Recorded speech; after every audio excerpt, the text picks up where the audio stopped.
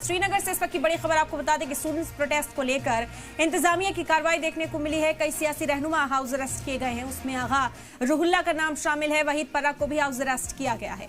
इल्तिजा मुफ्ती, साबिक श्रीनगर मेयर भी नजरबंद किए गए। श्रीनगर में पुलिस सीआरपीएफ की भारी तैनाती इस वक्त देखी जा सकती है। बड़ी खबर आप तक पहुंचा रहे हैं। जम्मू कश्मीर में रिजर्वेशन पॉलिसी को लेकर छात्रों का गुस्सा फिर उबल रहा है।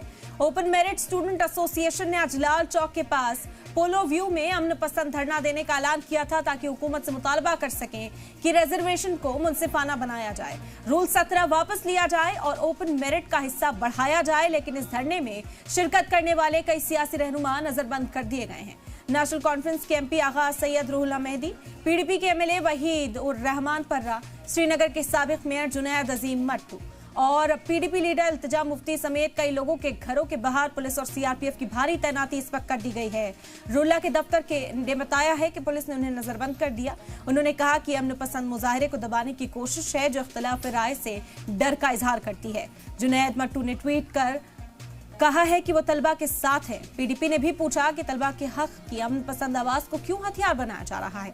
दरअसल जम्मू कश्मीर में रिजर्वेशन अब 60% से ज्यादा हो गया, जिससे ओपन मेरिट का हिस्सा सिर्फ 40% के करीब रह गया है।